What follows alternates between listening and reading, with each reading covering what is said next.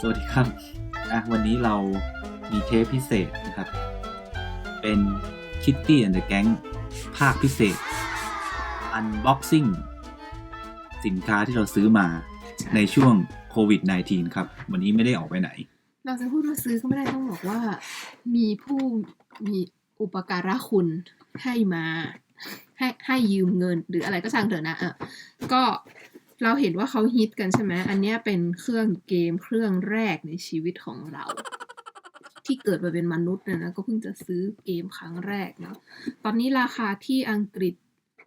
อยู่ที่199 ปอนด์ครับอันนี้เป็นราคาจากเว็บ Official Store ของ UK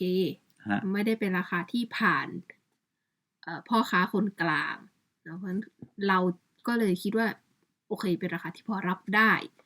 ส่วนราคาเครื่องจริงๆของตัวคอนโซลอยู่ที่200กว่าปอนด์ถือว่าต่างกันไม่เยอะแต่สินค้าหมด คือหมดเกลี้ยงเลยส่วนอันที่เป็นลาย Animal Crossing ที่น่ารักอยู่ที่300กว่าแต่เราก็เลยคิดว่าเราซื้อแบบนี้ก็ได้ซึ่งเป็นรุ่นไลท์มันถูกกว่าไม่มากแต่เหตุผลหลักก็คือมันคือรุ่นเดียวที่ยังมีขาย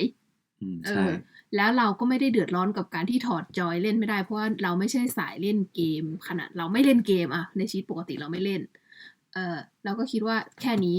เราโอเคบวกกับถ้าเกิดว่าอยากซื้อรุ่นปกติรุ่นธรรมดาเราต้องไปซื้อใน eBay ใช่ซึ่งใน eBay ตอนเนี้ยโดนปั่นขึ้นไปใช่แพงมากเราไม่อยากจะไปซื้อของอีพวกที่มันปั่นราคาเพราะฉะนั้นถ้าทีแรกเราดู Animal Crossing รุ่นที่มันเป็นซีรีส์ลิมิเต็ดมันอยู่ที่900ปอนด์คือ900ปอนด์ไม่เล่นละเพราะว่ามันแพงเกินไปแต่ว่าอันนี้อยู่แค่199ก็ถือว่ายังรับได้ก็เลยโอเคซื้ออันนี้แล้วก็ต้องซื้อเกมอีกต่างหากราคาเกมที่อังกฤษอยู่ที่ 49.99 ก็คือ50นั่นแหละ50ปอนด์นี้ซื้อจากเว็บ Official แต่ว่าแบบตลับขายหมด sold out เหลือแต่แบบออนไลน์ก็ไม่มีปัญหาอีกเหมือนกันเพราะว่ามันก็เล่นได้เหมือนกันแล้วเราก็ไม่ได้คิดว่าเราจะขายต่อเราก็จะเล่นเกมเดี๋ยวนี้แหละสาเหตุที่ซื้อเครื่องนี้มาเพราะว่าจะเล่น Animal Crossing เท่านั้น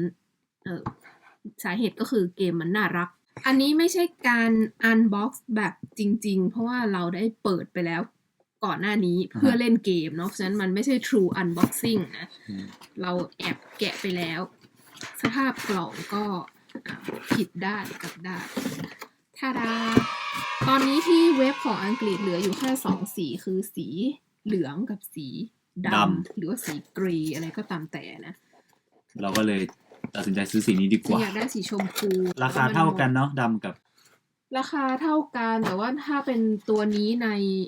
น eBay อยู่ที่เท่าไหร่มัน200กว่าโดนบวกนิดหน่อยคือมันไม่ฮิตเท่ารุ่นที่มันเป็นรุ่นคอนโซลที่มันถอดจอยได้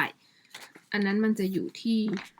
700-800 อัพขึ้นไปโหลดเกมแล้วเรียบร้อยวิธีการเล่นเกมเราก็จะไม่ได้มารีวิวเพราะว่าเราก็เป็นแค่คนเล่นเกมมือใหม่นะแต่ว่าอันนี้เป็นอะไรเครื่องที่เพิ่งได้มาเนาะสำหรับในช่วงที่ต้องกักตัวนะควอรันทีนอยู่บ้านนี้ก็ส่วนใหญ่ไปไหนไม่ได้ก็ใช้วิธีไปในเกมเอานัดเจอเพื่อนอะไรเงี้ยเล่นในเกมก็เดี๋ยวเปิดเครื่องให้ดูเล่นไปแล้วบ้างนิดหน่อยเพิ่งเล่นได้1-2 วันเองก็เพิ่งมีบ้านอะไรอย่างนี้นะฮะนั้นก็คือดุกดิกเหมาะกับคนที่เล่นคนเดียวตัวไลท์เนี่ยมันเหมาะกับการแบบถือเอาไว้ข้างนอกได้เพราะมันน้ำหนักเบากว่าไอตัวคอนโซล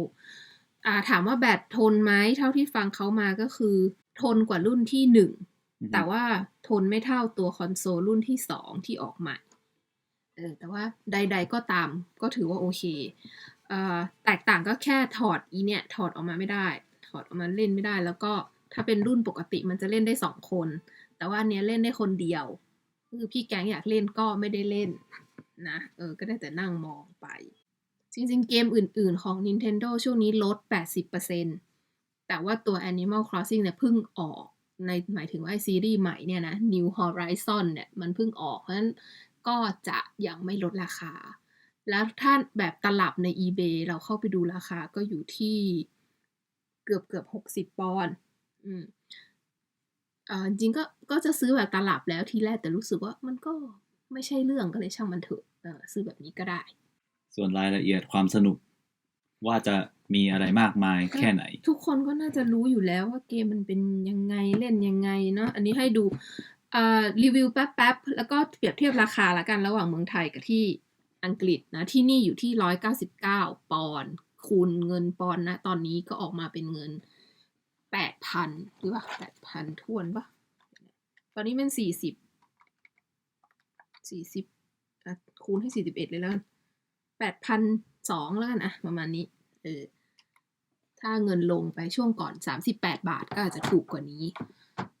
ค่ะถือว่านี้เป็นราคาที่ขายหน้าเว็บ Official ไงเรารับได้มันแพงกว่าญี่ปุ่นนิดหน่อยแต่เราจะไม่ซื้อถ้ามันเป็นราคาบวกแบบ eBay อะไรเงี้ยเพราะใครสต็อกขอให้มันขายไม่ออกไปนะก็สำหรับวันนี้เป็นรีวิวสั้นในช่วงเก็บตัวที่ไม่ได้ออกไปซูเปอร์มาร์เก็ตเนื่องจากสินค้ายังมีเต็มตู้เย็นอยู่ก็เลยไม่ไปนะคะถ้าใครอยากรู้เรื่อง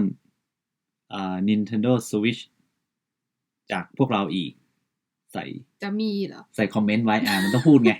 ใส่คอมเมนต์ไว้นะแล้วก็เดี๋ยวจะมาตอบถ้ารู้เรื่องนะส่วนใครอยากจะแอดอะไรเขาเรียกว่าอะไรนะแอดเฟรนด์มันต้องแอดด้วยเบอร์อะไรแล้วก็ถ้าจะเล่นแบบแอดเฟรนด์จะต้องจ่ายค่าออนไลน์ซึ่งเราไม่รู้ว่าที่ไทยกี่บาทแต่ว่าที่นี่เดือนละ 3.4 หรือ 3.5 ปอนด์นี่แหละแล้วก็ถ้าจ่ายแบบ3 เดือนมันจะตกเดือนละ2 ปอนด์นิดๆแต่ว่าถ้าจ่ายรายปีก็จะถูกกว่าแต่ว่าตอนนี้กำลังใช้ทดลองเล่นฟรี7 วันดูก่อนถ้าเกิดว่าสนุกอาจจะจ่ายรายปีไปเลยเพราะว่าประหยัดกว่าต้องบอกว่าการซื้อเครื่องเกมเครื่องแรกในรอบ30 กว่าปีที่เกิดมานี้เพราะฉะนั้นต้องไปขอบคุณคนทำเกม Animal Crossing เพราะมันน่ารักมากจนอยากเล่นเนาะสปอนเซอร์เข้าได้นะช่วงนี้ไม่ได้เกี่ยวกับอย่างอื่นเลย โอเคจบแต่เพียงเท่านี้โอเคงั้นลาไปเล่นเกมก่อนนะครับสวัสดีครับ